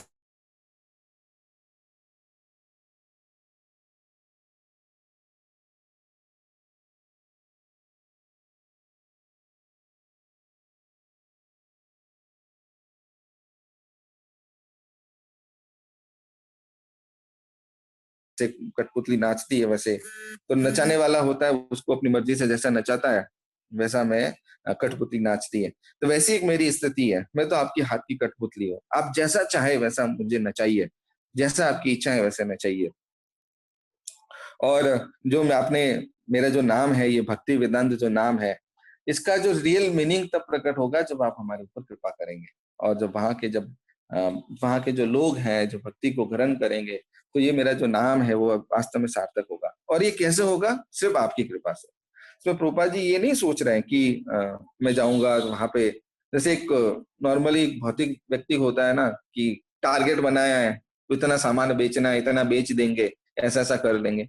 तो ऐसा कुछ नहीं है, इसमें कंप्लीट सरेंडर है। मुझे नहीं पता कि वहां पे क्या होने वाला है, पहली बार गए हैं, वहां पे उतरेंगे होगा क्या। और ऐसा भी नहीं, यहाँ पे सी ऑफ करने वाला कोई नहीं, वहां रिसीव करने वाला कोई नहीं। कोई ऐसा नहीं कि वहां पे बाय बाय कर रहे थे, और वहां ऐसा नहीं कि कोई तैयार खड़ा था कि आइए चलिए हम आपको लेके जाएं। और ऐसी जगह में जा रहे हैं और कंप्लीट सरेंडर जो है। तो इस प्रार्थना से समझ में आता है कि प्रभुपाद जी का भाव क्या था। वो एकमात्र यही भाव था कि आपकी कृपा होगी तभी सब कुछ संभव होगा, नहीं तो कुछ संभव होने वाला नहीं है। और वास्तव में देखा जाए तो प्रभुपाद जी की इसी प्रार्थना के कारण जो है वो भगवान तो प्रसन्न हुए। और उन्हीं प्रार्थनाओं के कारण आज जो है पूरे जगत में जो है भगवान श्री कृष्ण की भक्ति जो है फैली हुई है। प्रभुपाद जी ने इतने सारे मंदिर बनाए, इतने शिष्य बनाए, और कितने ही लाखों श्लोकों का उन्होंने ट्रांसलेशन कर दिया। तो ये सब जो पॉसिबल हुआ है वो प्रभुपाद जी की प्रार्थनाओं से पॉसिबल हुआ है। और उन्हीं प्रार्थनाओं के कारण जो आज जो हम यहाँ पे मतलब ऐसी परिस्थिति बनी हुई है, फिर भी हम जो है वो भगवान की कथाओं के बारे में हम चर्चा कर रहे हैं। तो ये सब पॉसिबल है, पॉसिबल जो हुआ है वो प्रभुपाद जी की प्रार्थनाओं से ये सब संभव हुआ है।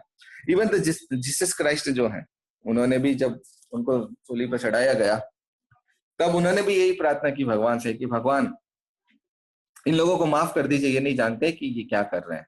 और देखा जाए तो हरे कृष्ण महामंत्र भी क्या है? महामंत्र जो है वास्तव में प्रार्थना ही है। हम हरे कृष्ण महामंत्र का अगर हम मीनिंग देखें तो हरे कृष्ण, हरे मतलब भगवान की शक्ति, यानी राधा रानी। हे भगवान की शक्ति, हे राधा रानी, और हे भगवान स्वयं आप क्या करिए, अपनी सेवा में मुझे लगाइए। तो हरे कृष्ण महामंत्र का जब भी हम जप करते हैं तो हमारे जो भक्त हैं वो कहते हैं, और प्रभुपाद जी भी कहते थे कि जब भी हम जप करते हैं तो मन के अंदर ये भावना रहनी चाहिए कि हे भगवान आप क्या करिए, मुझे सेवा में लगाइए, आपकी सेवा मुझे दीजिए, आपकी सेवा में मुझे एंगेज करिए। और इसी हरे कृष्ण महामंत्र, जैसे हरे कृष्ण महामंत्र का जप करते हैं तो हरिनाम प्रभु जो है वो हमारे सामने जो है वो प्रकट हो जाते हैं। और हरिनाम प्रभु जब प्रकट होते हैं तो हम क्या करते हैं, फिर मोबाइल ले लेते हैं, उठा लेते हैं, हरिनाम प्रभु बोलते हैं कि बताओ बेटा क्या करना है। तो हम बोलते हैं नहीं, 1 मिनट वेट करो, मैं थोड़ा मोबाइल चेक कर लेता हूँ, व्हाट्सएप फेसबुक कुछ ना कुछ देख लेता हूँ, या इधर उधर की बातें, या बालकनी में झांक के आ जाता हूँ, या कुछ और कर लेता हूँ। तो बहुत सारे लोग तो हरिनाम करते करते बहुत सारा कार्य करते हैं, लेकिन एक कार्य जो इंपॉर्टेंट होता है वो हम नहीं करते।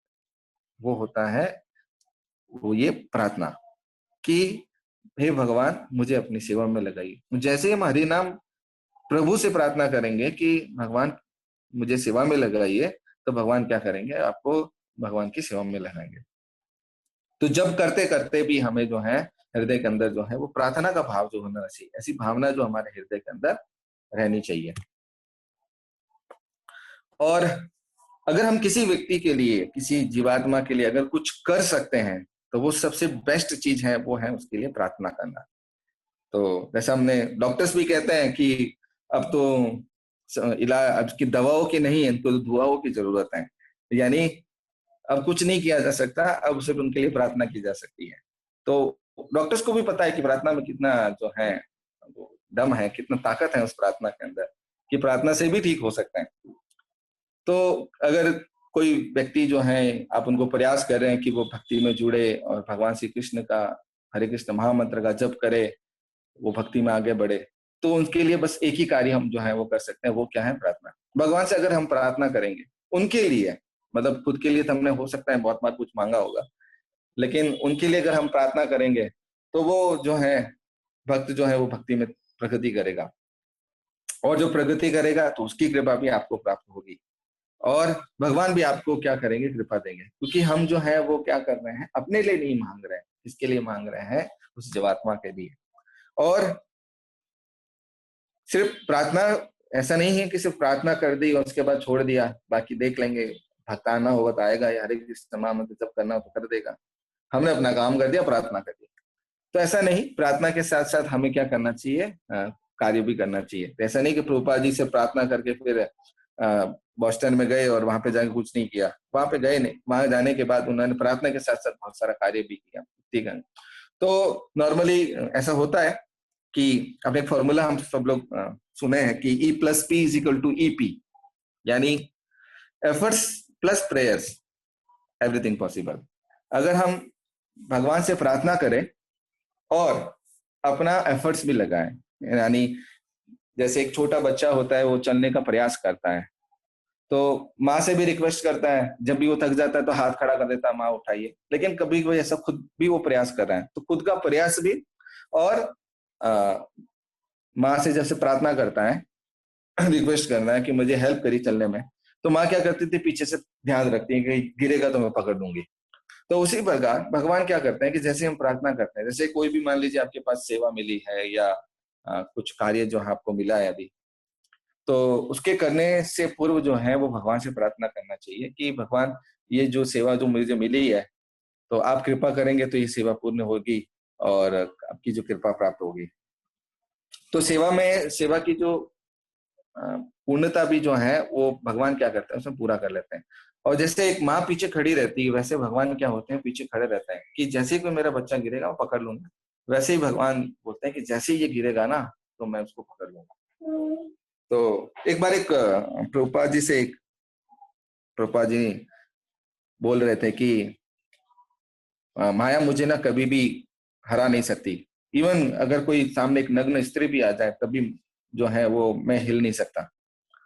तो शिष्य ने सुना कि अरे बड़ी अच्छी बात बताई कि प्रभुपाद जी कितने स्ट्रांग है। तो एक बार वही भक्त जो मंदिर में थे, तो प्रभुपाद जी जो है वो बड़ी प्रार्थना कर रहे थे बड़े लंबे टाइम से।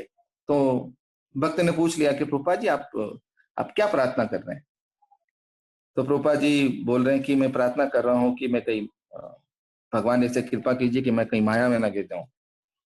तो बोले कि प्रभुपाद जी, जो तो कॉन्ट्राडिक्शन है, थोड़ा सा कुछ अलग लग रहा है कि पहले आप बोल रहे थे कि मैं इतना स्ट्रांग हूं और अब बोल रहे हैं कि भगवान से प्रार्थना कर रहा हूँ, मैं तो समझ में नहीं आ रहा है। तो प्रभुपाद जी बोल रहे हैं कि ये जो मैं बोल रहा था ना, वो इसलिए बोल रहा था कि भगवान की प्रार्थना कर रहा हूँ तो भगवान की कृपा से ही ये संभव हो सकता है कि माया से दूर हो सकता हूँ या माया को जीत सकता हूँ, और कोई पॉसिबिलिटी नहीं है। अगर हम ये सोचे ना कि मैं अपने आप से कर लूंगा तो इम्पॉसिबल है।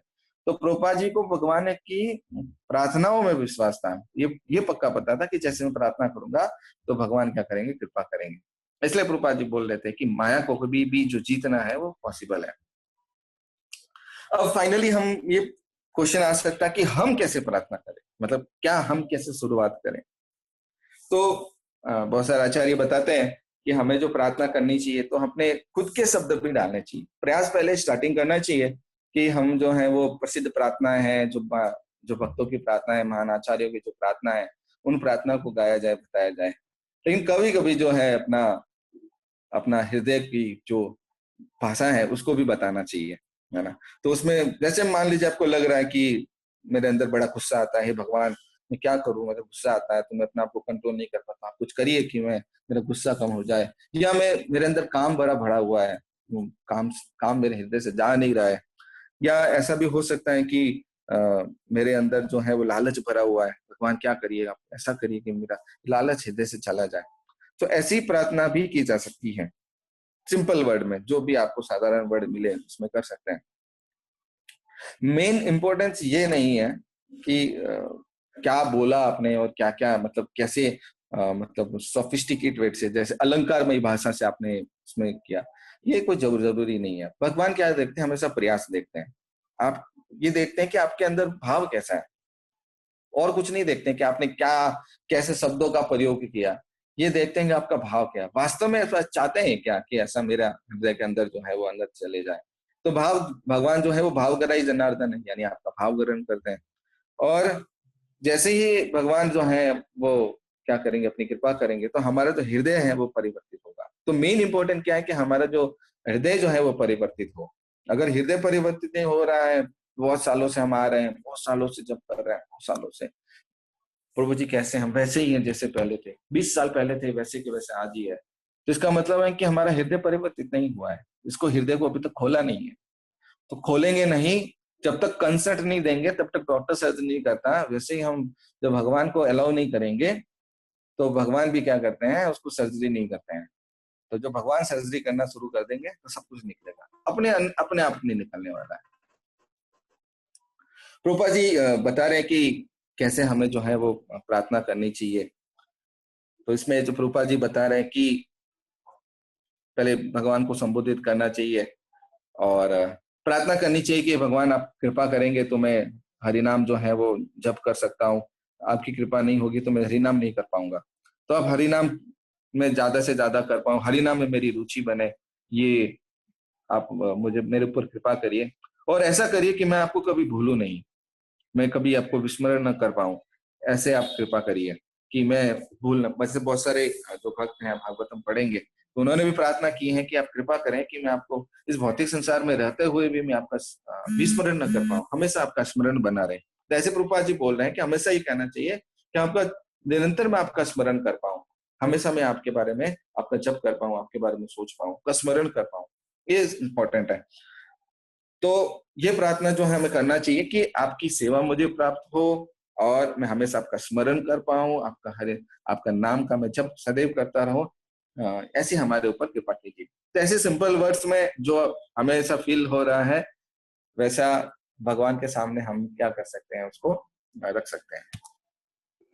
और अंतिम चैतन्य महाप्रभु ने भी एक प्रार्थना जो है बड़ी अच्छी प्रार्थना है, वो है चैतन्य महाप्रभु बता रहे हैं कि ना विप्रो ना च नरपतिर नापि वैश्यो ना शूद्रो, कि ना तो मैं ब्राह्मण हूं, ना क्षत्रिय हूं, ना वैष्णव हूं, ना शूद्र हूं, ना ब्रह्मचारी हूं, ना वानप्रस्थ हूं, ना गृहस्थ हूं। बोले ये सब कुछ नहीं हो, क्यों नहीं हो? क्योंकि ये सब डेजिग्नेशन है जो है वो क्या है, शाश्वत नहीं, टेम्पररी है और शरीर से रिलेटेड है। क्योंकि आत्मा कोई ब्राह्मण नहीं होती, आत्मा क्षत्रिय नहीं है। जैसा हम शरीर ग्रहण करते हैं उसी के अनुसार जो है हमारा ये डेजिग्नेशन मिलता है, ये टेम्पररी है। तो फिर क्या है हम? तो बोले हमारा एक आत्मा का जो शाश्वत धर्म है, जीवेर स्वरूप है कृष्ण नित्य दास, जो हमारा एक स्वरूप क्या है कि हम भगवान के दास हैं। तो वो जो है वो मेरा स्वरूप है। गोपी भरत भरते पद कमलयोर दास दास दासानुदास, कि क्या करिए कि आप मुझे ना अपना अपने सर्वेंट का सर्वेंट यानी दास के दास के दास का दास मुझे बनाइए। ये जो भावना है चैतन्य महाप्रभु ने प्रकट की। तो इसमें देखते हैं कि जो राजा जो है जगन्नाथपुरी के, वो जो भगवान के सामने क्या कर रहे हैं, झाड़ू निकाल रहे हैं। राजा जो है इसमें पुरुषोत्तम देव जो है, पुरुषोत्तम देव हैं और भी बहुत सारे जो राजा हुए हैं। तो वो भी इतनी बड़ी पोस्ट होने के बाद भी जो है वो क्या करते हैं, भगवान के सामने झाड़ू निकाले। और आज बड़ा शुभ दिन भी है कि आज जगन्नाथ जी की स्नान यात्रा भी है। तो उसी के माध्यम से हम उनका स्मरण कर पा रहे हैं।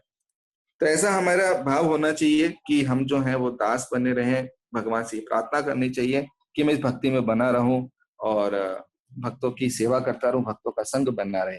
बहुत सारे लोग जो है वो भक्तों का संग पे ज्यादा इंपॉर्टेंस नहीं देते हैं, क्योंकि आज हमें पता चल रहा है कि जैसे हम बीमारी के कारण घरों के अंदर कैद है, एक दूसरे का दर्शन नहीं कर पा रहे, भक्तों से मिल नहीं पा रहे हैं। तो अभी हमें ये महसूस हो रहा है कि भक्तों का जो संग है वो कितना इंपॉर्टेंट है। और ऐसा हमें प्रार्थना करना चाहिए कि कहीं भगवान ऐसा ना हो कि भक्तों का संग छूट जाए।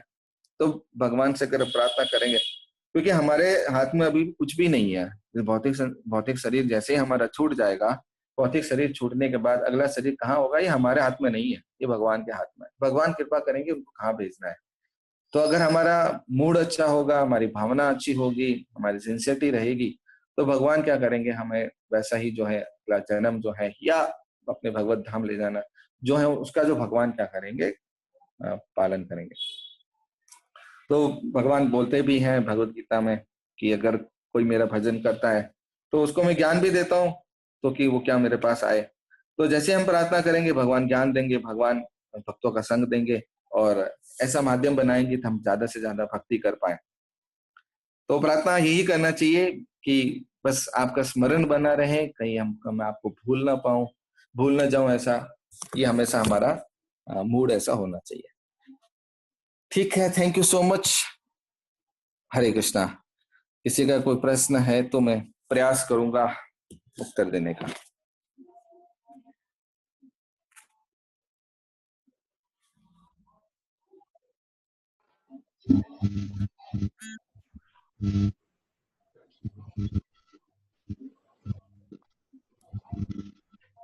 शाम भक्त पूछ सकते हैं प्रभु जी से कोई प्रश्न।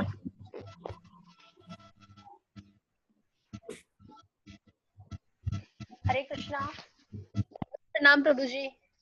हरे कृष्णा मदीता, प्रणाम। प्रभु जी मेरे 2 क्वेश्चंस हैं। हाँ हाँ। तो आपने बताया जो हम जप करते हैं हरे कृष्णा महामंत्र का, वो भी हाँ। प्रेयर कर रहे हैं गॉड से, भगवान से प्रार्थना कर रहे हैं। तो जैसे कि हमारा जप अच्छा नहीं हो पा रहा है, हमें हरि नाम प्रभु से प्रार्थना करनी चाहिए। तो हमें कैसे, और जैसे हम जब स्टार्ट करते हैं तो हम गुरु महाराज का मंत्र करते हैं और उसके बाद जय श्री कृष्णा चैतन्य करते हैं। और स्टार्टिंग में हम मंत्र पढ़ते हैं और बाद में भी करते हैं, बट उसके बावजूद भी क्या होता है कि हमारा मन इधर जाता है, कहीं कहीं ध्यान भटक जाता है। तो हमें हरि नाम से कैसे प्रेयर इन बिटवीन करना है या स्टार्टिंग में करना है, कैसे प्रेयर करना है?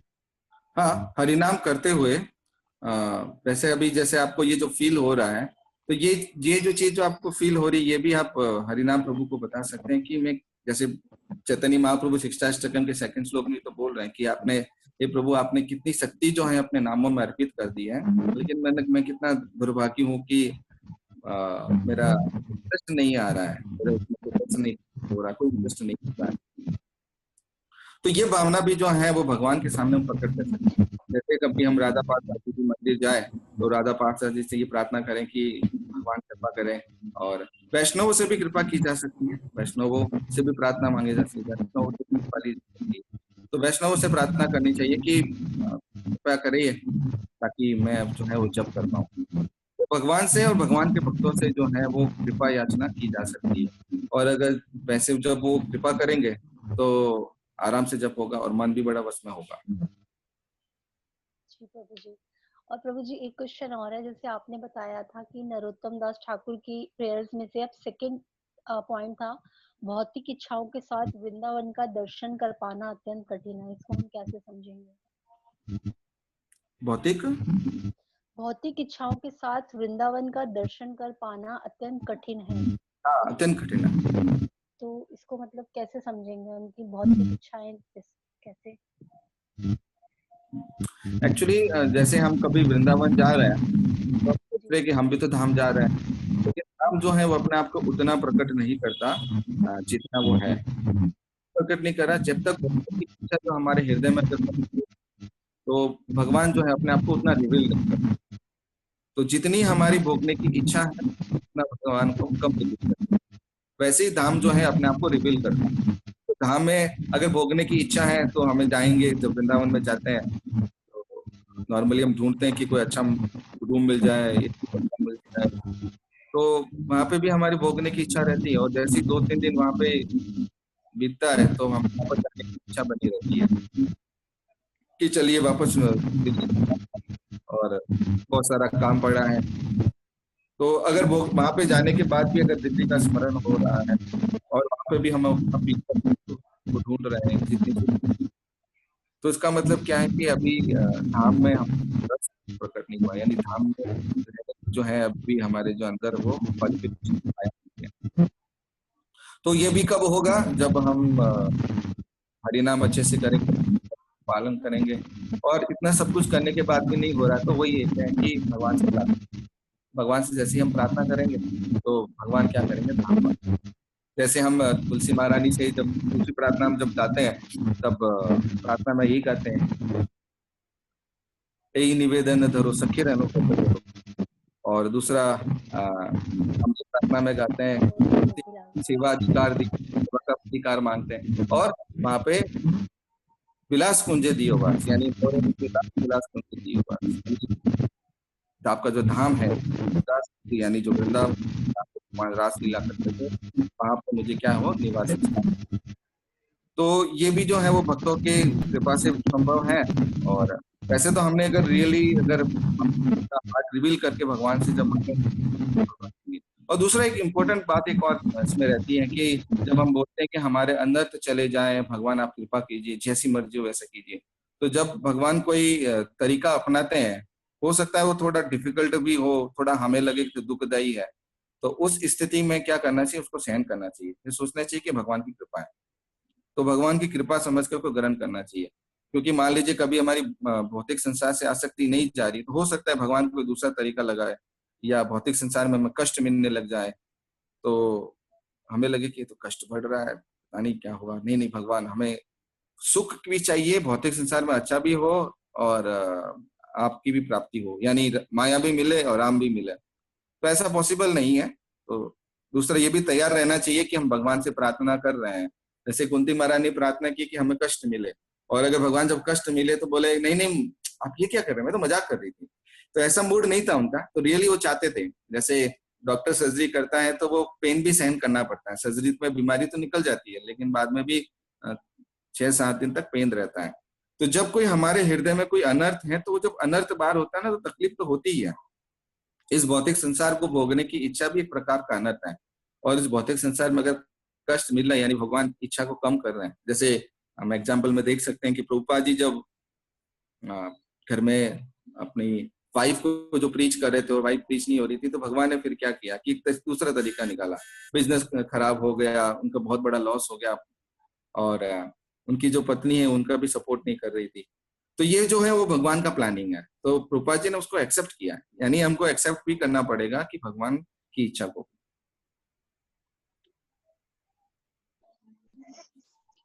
सूरज प्रभु। जी। हाँ सूरज प्रभु आप पूछिए। हरे कृष्णा प्रभु जी, दंड प्रणाम। दंडवत प्रणाम प्रभु जी। प्रभु जी मेरा एक छोटा सा प्रश्न था कि जैसे आपने बताया कि महाप्रसाद से पहले भी हम लोग प्रेयर्स करते हैं, और अलग अलग समय पर हम लोग अलग अलग तरीके से भगवान से प्रेयर करते हैं। तो जब हम जैसे हम लोग देखते हैं कि जनरली जब स्पेसिफिकली जब हम लोग अकेले होते हैं या घर पे होते हैं, तो हम लोग महाप्रसाद पाने से पहले महाप्रसाद और मंत्र नहीं बोलते, हम लोग इग्नोर कर देते हैं, हम सीधे प्रसाद खाना शुरू कर देते हैं।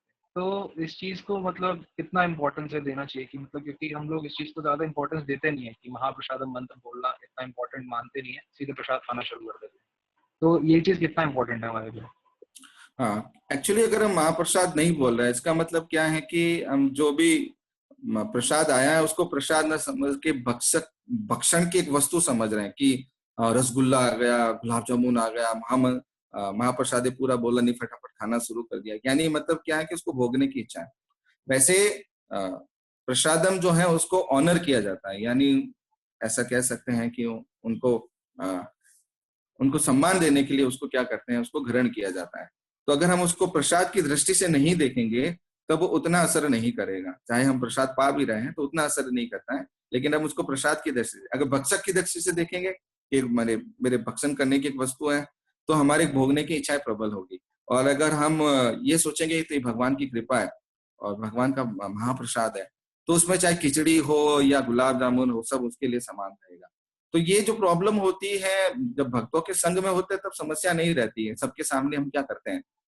लेकिन जब अकेले में होते हैं तो मन बड़ा जो है वो चतुर होता है। मन जो हमेशा वो भोगने के लिए लालायित रहता है, तो मन क्या करता है, आतुर कर देता है। जबकि वो प्लेट कहीं जाने वाली नहीं है। ऐसा नहीं कि जो भोग में आ गया है प्रसाद, जो भी आपकी प्लेट में आया है, वो 2 मिनट के बाद भाग जाएगा। 2 मिनट अगर अच्छे से प्रार्थना कर लेंगे, तो अगर हम अच्छे से प्रार्थना करेंगे, ये मूड समझ के करेंगे कि ये भगवान की कृपा है और भगवान का प्रसाद है, तो वो जो है वो जो उसका जो असर होगा वो ज्यादा होगा। नहीं तो हम बस उसको भक्षक की दृष्टि से देख रहे हैं और उसका फिर उतना असर नहीं होता जितना होना चाहिए। थैंक यू प्रभु। थैंक यू प्रभु जी।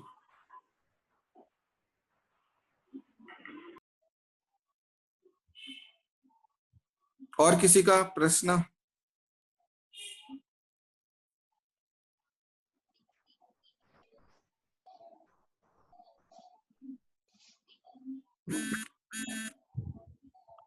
ठीक है, थैंक यू सो मच प्रभु जी।